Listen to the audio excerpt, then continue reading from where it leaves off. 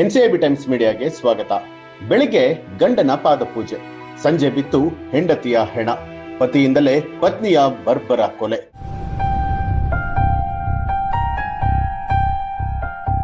ವರ್ಷದ ಹಿಂದಷ್ಟೇ ಪ್ರೀತಿಸಿ ಮದುವೆಯಾಗಿದ್ದ ನವವಿವಾಹಿತೆ ಅನುಮಾನಾಸ್ಪದ ರೀತಿಯಲ್ಲಿ ಸಾವನ್ನಪ್ಪಿರುವಂತಹ ಘಟನೆ ಬೆಂಗಳೂರಿನಲ್ಲಿ ನಡೆದಿರುವಂತದ್ದು.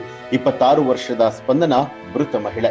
ಅಭಿಷೇಕ್ ಎಂಬಾತನನ್ನ ಪ್ರೀತಿ ಮಾಡ್ತಾ ಇದ್ದಂತಹ ಸ್ಪಂದನ ವರ್ಷದ ಹಿಂದೆಯಷ್ಟೇ ಕುಟುಂಬದ ವಿರೋಧದ ನಡುವೆಯೂ ಕೂಡ ಮದುವೆಯಾಗಿದ್ರು.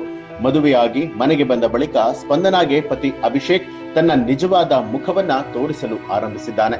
ವರದಕ್ಷಿಣೆಗಾಗಿ ಕಿರುಕುಳವನ್ನ ಕೊಡುವಂಥದ್ದು, ಹೊಡೆಯುವಂಥದ್ದನ್ನ ಮಾಡ್ತಾ ಇದ್ದ.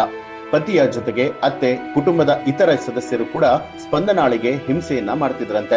ಹಲವು ಬಾರಿ ತಂದೆ ತಾಯಿಗೆ ಕರೆ ಮಾಡಿ ನನಗೆ ಮನೆಯವರು ಹೊಡಿತಾ ಇದ್ದಾರೆ, ಹಣ ತಂದು ಕೊಡುವಂತೆ ಪೀಡಿಸ್ತಾ ಇದ್ದಾರೆ ಅಂತ ಕಣ್ಣೀರನ್ನ ಕೂಡ ಹಾಕಿದ್ಲಂತೆ. ಮಗಳ ಕಣ್ಣೀರು ನೋಡಲಾಗದೆ ತಂದೆ ತಾಯಿ ಹಾಗೂ ಅಭಿಷೇಕ್ ಆತನ ಕುಟುಂಬದ ನಡುವೆ ಒಮ್ಮೆ ರಾಜಿಯನ್ನ ಮಾಡಿಸಿ ಮಾತುಕತೆಯನ್ನ ಮಾಡಿದ್ರಂತೆ. ಬಳಿಕ ಕೆಲ ದಿನ ಸರಿ ಹೋಗಿದ್ದಂತ ಅಭಿಷೇಕ್ ಮತ್ತೆ ಪತ್ನಿಗೆ ಕಿರುಕುಳವನ್ನ ಕೊಡೋದು, ಹೊಡೆಯೋದು ಮಾಡ್ತಿದ್ದಂತೆ.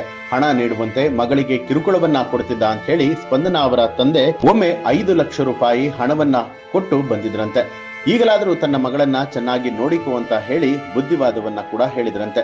ಇಷ್ಟಾದ್ರೂ ಕೂಡ ಅಭಿಷೇಕ್ ಹಾಗೂ ಆತನ ಕುಟುಂಬದ ಹಣದ ದಾಹ ಕಡಿಮೆ ಆಗಿರ್ಲಿಲ್ಲ. ಮತ್ತೆ ವರದಕ್ಷಿಣೆಯ ಕಿರುಕುಳ, ಚಿತ್ರಹಿಂಸೆಯನ್ನ ಕೊಡ್ತಾ ಇದ್ರಂತೆ. ಭೀಮನ ಅಮಾವಾಸ್ಯೆಯ ದಿನದಂದು ಸ್ಪಂದನ ಬೆಳಿಗ್ಗೆ ಪತಿ ಅಭಿಷೇಕ್ನ ಪಾದಪೂಜೆಯನ್ನ ಮಾಡಿ ಆಯುಷ್ಯ ವೃದ್ಧಿಗಾಗಿ ಪ್ರಾರ್ಥನೆಯನ್ನ ಮಾಡಿದ್ಲು. ಸಂಜೆಯಾಗುವಷ್ಟರಲ್ಲಿ ಪತ್ನಿ ಸ್ಪಂದನಾಳ ಆಯುಷ್ಯವನ್ನೇ ಮುಗಿಸಿದ್ದಾರೆ ಪತಿ ಹಾಗೂ ಕುಟುಂಬದವರು. ಸಂಜೆಯ ವೇಳೆಗೆ ಸ್ಪಂದನ ಸಾವನ್ನಪ್ತಾಳೆ. ಸಾವಿಗೂ ಮುನ್ನ ಬೆಳಿಗ್ಗೆ ಭೀಮನ ಅಮಾವಾಸ್ಯೆಯ ಪೂಜೆಯ ಮಾಡಿದ್ದನ್ನ ಫೋಟೋ ಕೂಡ ಕಳಿಸಿದ್ಲಂತೆ. ಅಲ್ಲದೆ ತಂದೆಗೆ ಕರೆ ಮಾಡಿ ತನಗೆ ಮನೆಯಲ್ಲಿ ತುಂಬಾನೇ ಹಿಂಸೆ ಕೊಡ್ತಿದ್ದಾರೆ, ನಾನು ವಾಪಸ್ ಊರಿಗೆ ಬಂದು ಬಿಡ್ತೀನಿ ಅಂತ ಹೇಳಿದ್ಲಂತೆ.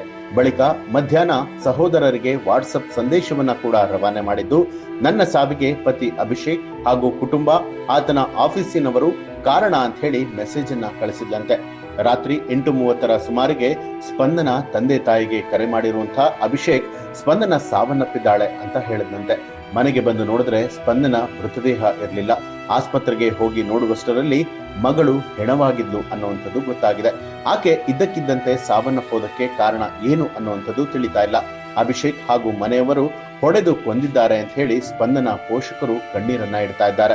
ಸದ್ಯ ಅಭಿಷೇಕ್ ಹಾಗೂ ಕುಟುಂಬದ ವಿರುದ್ಧ FIR ಕೂಡ ದಾಖಲಾಗಿದ್ದು ಪೊಲೀಸರು ತನಿಖೆಯನ್ನ ನಡೆಸ್ತಾ ಇದ್ದಾರೆ. ಈ ಒಂದು ವಿಚಾರಕ್ಕೆ ಸಂಬಂಧಪಟ್ಟ ಹಾಗೆ ನಿಮ್ಗೆ ಏನ್ ಅನ್ಸುತ್ತೆ ಅನ್ನೋದನ್ನ ಕಮೆಂಟ್ ಮಾಡಿ ತಿಳಿಸಿ. ಹಾಗೆ ನೀವು ಇನ್ನೂ ಕೂಡ ನಮ್ಮ ಚಾನೆಲ್ ಅನ್ನ ಸಬ್ಸ್ಕ್ರೈಬ್ ಮಾಡಿಲ್ಲ ಅನ್ನುವಂಥದ್ದಾದ್ರೆ ಈಗಲೇ ಎನ್ಸಿಐಬಿ ಟೈಮ್ಸ್ ಮೀಡಿಯಾ ಚಾನೆಲ್ ಅನ್ನ ಸಬ್ಸ್ಕ್ರೈಬ್ ಮಾಡಿ ಬೆಲ್ ಐಕಾನ್ ಒತ್ತಿ.